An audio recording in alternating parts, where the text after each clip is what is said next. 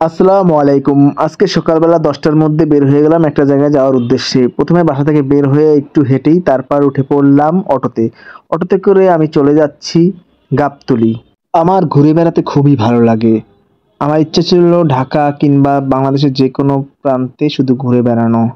যাক, এখন শুধু ঘুরে বেড়াবো এখানে ওখানে। তো এরপরে গাবতলী যাওয়ার পরে আমি উঠে পড়লাম বাসে। আজকে আমার উদ্দেশ্য হলো গিয়ে সাভার পুলিশ টাউন যাব।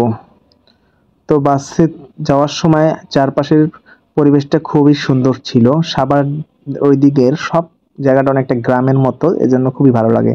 তো পুলিশ টাউন বাস স্ট্যান্ড নেমেই খেয়ে নিলাম আমার প্রিয় সিঙ্গারা। সিঙ্গারা গরম গরম দেখলে আমি যেন পাগলা ষাঁড়ের মতো, যেমন লাল কাপড় থেকে দৌড়ে সেভাবে চলে যাই। এরপরে রাস্তা পাড়ি দিয়ে আমি যাচ্ছি পুলিশ টাউন, যেখানে মানে এইটা হলো পুলিশ টাউন। তো এইখানে এসেছিলাম একটা কাজে। তো কাজটা করতে এসে কি যে একটা ঝামেলায় পড়ে গেছি, এখান থেকে তো আর যেতে পারতাছিলাম না। কেন জানেন? সারাটা দিন আসার পর একদম বৃষ্টি, প্রায় ৫ থেকে ৬ ঘন্টা লাগাতার বৃষ্টি হয়েছিল। তো এখানে যাওয়ার পর আটকে যাব ভাবিনি। তো প্রায় ৭ থেকে ৮ ঘন্টা এখানে আটকে ছিলাম। পুলিশ টাউনের জায়গাটা সত্যি খুবই অসাধারণ। ঢাকার বাইরে হইলেও এখানে ফ্ল্যাটগুলো খুবই সুন্দর। আবার দেখা যায় চারপাশ গ্রামীণ পরিবেশ। এই দেখুন, এত বৃষ্টি ছিল বলে বোঝানোর মতো না, যে একটু বের হব তার কোনো উপায় নেই। তো একটা জায়গায় পুরো আটকে ছিলাম। কাজ শেষে আর ফিরতে পারতেছিলাম না। প্রায় গিয়েছিলাম দুপুর ১২টার দিকে। ওখান থেকে বের হয়েছি সন্ধ্যা ৬টায়। এই ৬ ঘন্টায় একদম এখানে আটকে ছিলাম। তবে খারাপ লাগেনি। ওখানের অনেকের সাথে আড্ডা দিয়েছি আর বৃষ্টিটা উপভোগ করেছি। বৃষ্টিটা সত্যি অনেক সুন্দর ছিল। বৃষ্টি ভালো লাগে, কিন্তু বৃষ্টির পর যে অনেক কাদা হয়, এই জিনিসটা আমার ভালো লাগে না।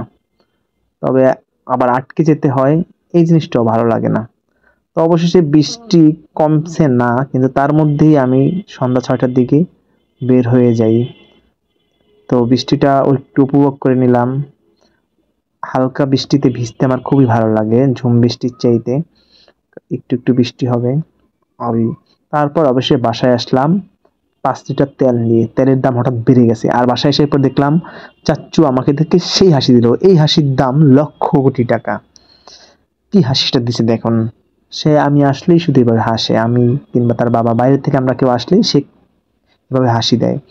যা বলতেছিলাম, তেলের দাম লিটারে ১৪ টাকা বেড়ে গেছে শুনে ৫ লিটার তেল নিয়ে বাসায় এসেছি। যাক, আপাতত ১৫ দিন নিশ্চিন্তে যাওয়া যাবে। সবাইকে অসংখ্য ধন্যবাদ, ভালো থাকবেন।